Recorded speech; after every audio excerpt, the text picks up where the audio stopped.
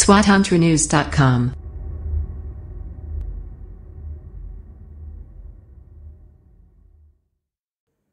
Ya, berdasarkan surat edaran, bukan surat edaran, baru dari pernyataan KPU hasil pertemuan KPU RI dengan Komisi 2 DPR mengisyaratkan bahwa pemilu kada itu diserentakkan sesuai dengan sama dengan pemilu legislatif dan pilpres, diserentakkan di tahun 2024. Jadi informasi kemarin dari Bawaslu pun bahwa pemilu serentak itu di tanggal 15 Mei 2024. Ya. Itu pun masih dalam pembahasan. Tapi Mendagri mengarahkannya di tanggal 15 Mei itu kan supaya persiapannya juga menjadi lebih matang dan konsolidasinya lebih kuat gitu. Karena pemilu serentak ini kan tentu akan memberikan dampak yang cukup signifikan di dalam persiapan terkait dengan sumber daya manusianya, terkait juga dengan infrastrukturnya. Karena itu juga jarak pemilu legislatif dan pilpres itu dengan pemilu kada, pilgub dan pilwal itu jaraknya itu dijauhkan. Artinya di tahun yang sama, tetapi kalau pemilu kada itu di November 2024. Seperti itu. Kegiatan yang dilakukan oleh bidang Poldagri terkait dengan ini memberikan sosialisasi kepada stakeholder terkait dengan mereka yang ada di lapangan, misalnya dengan para camat dan kepala desa.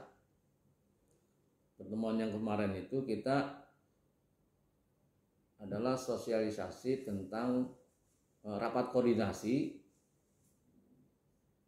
terkait dengan sosialisasi tentang pemilu serentak di tahun 2024. Nah, kita menjelaskan persoalan-persoalan yang mesti disiapkan, terutama kepala desa dan lurah, karena ujung tombak kegiatan pemilu dan pilpres itu ya, pemilu dan pilpres dan juga pilgub dan pilkada itu ujung tombaknya itu kan di desa gitu, dan kecamatan. Oleh karena itu kemarin kita juga mengundang dari KPU, dari Bawaslu, Kabupaten dan juga Kapolres Metro Bekasi. Ini kenapa jauh-jauh hari kita laksanakan ini? Karena memang kegiatan ini diharapkan bahwa pemilu serentak ini akan lebih cepat tersosialisasi ke masyarakat, sehingga persiapan yang dilakukan baik di level daerah, kecamatan dan desa ini nanti dapat mendongkrak ya, partisipasi masyarakat di dalam politik, yaitu dalam pemilu, pilpres, pilgub dan pilkada. Seperti itu, Pak. Itu yang disosialisasikan apa waktunya aja, Pak? Aturan mainnya atau gimana, Pak? Ya, aturan main itu disosialisasikan juga oleh KPU Kabupaten tentang terkait dengan waktu, terkait dengan kesiapan partai-partai, terkait dengan kesiapan juga di level kecamatan. Ya dari mulai level Pemda, kecamatan dan desa itu diinformasikan juga tentang pengawasannya. Pengawasannya juga disampaikan oleh Bawaslu terkait dengan netralitas ASN, netralitas TNI Polri, dan juga terkait dengan simpul-simpul pengamanan yang harus dilakukan. Dan memang kepolisian sudah mempetakan daerah-daerah yang mana yang sedikit rawan, mana yang landai begitu.